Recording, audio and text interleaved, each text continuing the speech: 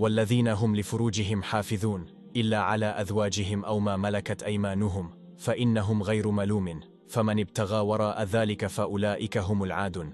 3 versets sur le même sujet. Vous savez quel est le sujet? La pornographie, des gens qui regardent les parties intimes des autres. Nous vivons aujourd'hui dans un monde sans vergogne. Le monde dans lequel les vidéos en streaming provenant de n'importe quel site web sont disponibles sur votre appareil mobile. L'époque à laquelle l'industrie de la pornographie occupe l'esprit de la plupart d'entre nous. C'est le cadeau de la pornographie à la société. C'est créer des gens, les transformer en animaux et en pervers. Et malheureusement, certains d'entre nous souffrent de cette dépendance. Nous regardons ces trucs en ligne et l'enregistrons sur nos appareils mobiles. À l'intérieur, votre âme est simplement vidée. Vous n'avez plus d'âme à l'intérieur de vous. Ainsi, vos prières ne vous sont pas réconfortantes. Et vous ne pouvez même pas verser une larme dans votre salat, parce que votre cœur est tellement dépourvu de la crainte d'Allah, à cause de la saleté que vous avez regardé tout ce temps.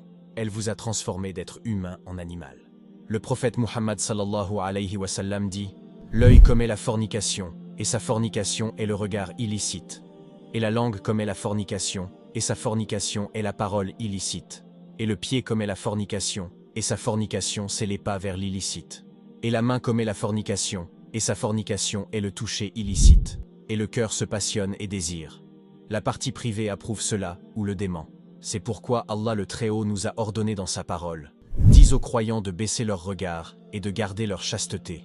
C'est plus pur pour eux. Dieu est, certes, parfaitement connaisseur de ce qu'ils font. De ce fait, le prophète sallallahu alayhi wa sallam a interdit aux femmes de décrire d'autres femmes à leurs époux. Il a dit que la femme sache qu'elle lui est interdite de regarder d'autres femmes nues pour les décrire à son mari comme si elle les avait vues. Cette interdiction vise les fantasmes sur l'intimité des autres pour empêcher la tentation entre ces mêmes personnes, surtout quand elles sont des proches ou du même voisinage. La finalité de ces interdictions en islam n'est pas la répression du désir humain, mais bien la canalisation de l'instinct sexuel des vivants pour ne l'exploiter que dans le bon sens. Quand tu es dans le métro, quand tu es sur le campus, quand tu es au travail, tu marches dans la rue, tu vois une femme qui traverse, tu la regardes une fois, puis une deuxième fois, tu as commis un péché, car dans un hadith, le messager d'Allah a dit « Ô Ali, ne regarde pas une femme 2 fois de suite, car si le premier t'est pardonné, il n'en est pas pour le deuxième. » Je sais que certaines sœurs ont aussi ce problème, ce n'est pas une triste réalité. C'est une guerre plus dangereuse que n'importe quelle guerre militaire. C'est la guerre qui détruit nos âmes. Il fait son chemin jusque chez nous, et il n'y a pas assez d'échappatoire à ce genre de choses. Vous souffrez tous de ce défi chaque jour de votre vie. Et il faut vraiment faire tout son possible pour se protéger de ce danger nuisible sur la santé. Nous menons une guerre intérieure contre cette tendance.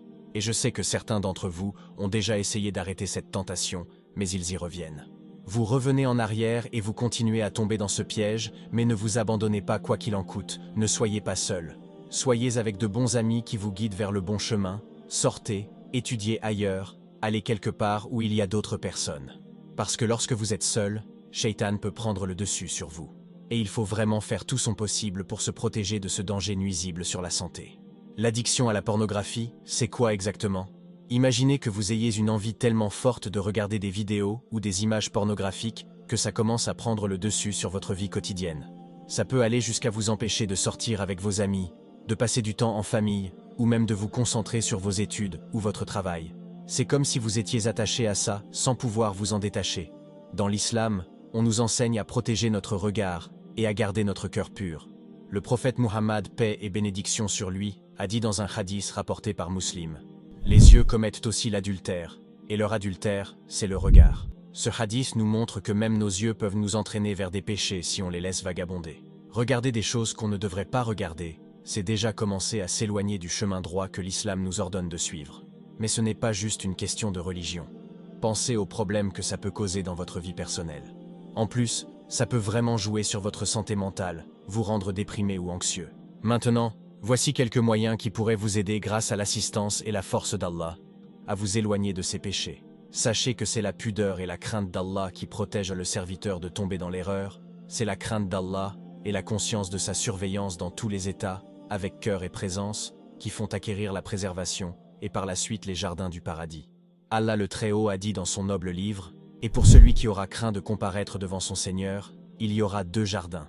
Et pour celui qui aura redouté de comparaître devant son Seigneur, et préserver son âme de la passion. » Le paradis sera alors son refuge. Donc tu dois faire attention, faire ton propre examen de conscience et craindre Allah de l'implorer afin d'avoir le salut, et tu répètes constamment ce que nous a enseigné le messager d'Allah, sallallahu alayhi wa sallam. Ô Allah, aide-moi à t'invoquer, à te remercier et à t'adorer de la meilleure des manières, et fais que je te craigne comme si je te vois, et honore-moi par la piété envers toi. Et sache mon frère que le fait de baisser le regard barre la route à Satan. Le prophète paix et salut sur lui a dit: il n'y a pas un musulman qui voit la beauté d'une femme, puis il baisse son regard sans qu'Allah lui accorde à la suite une adoration dont il savourera le goût.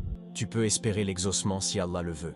Sache également qu'Allah le Très-Haut est pardonneur et miséricordieux, et Allah a dit: ô mes serviteurs qui avez commis des excès à votre propre détriment, ne désespérez pas de la miséricorde d'Allah, car Allah pardonne tous les péchés. Oui, c'est lui le pardonneur, le très miséricordieux.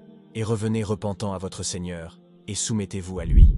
Le prophète sallallahu alayhi wa sallam a dit: par celui qui détient mon âme entre ses mains, si vous ne commettiez pas de péché, Allah vous aurait fait disparaître, et il vous aurait remplacé par un peuple qui fait des péchés, alors il demande pardon à Allah, et il leur pardonnera.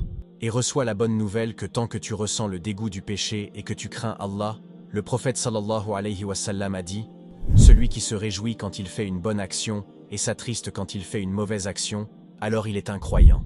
De ce fait, il faut multiplier la demande du pardon, avoir peur d'Allah, et combattre son âme pour ne plus accomplir ce péché, et ne pas tomber dans sa récidive, tout en restant prudent. Veillez à faire les prières obligatoires à leurs heures, et à multiplier les prières surérogatoires. Veillez à l'observance du jeûne, et à la lecture du Coran. Enfin, demande à Allah qu'il te facilite le mariage, afin de pouvoir t'éloigner de cette tentation. Je demande à Allah qu'il t'accepte, qu'il te soutienne, qu'il t'aide, qu'il t'accorde sa proximité, qu'il t'éloigne de ce qu'il n'agrée pas, et ne m'oublie pas dans tes invocations. C'est la fin de cette vidéo.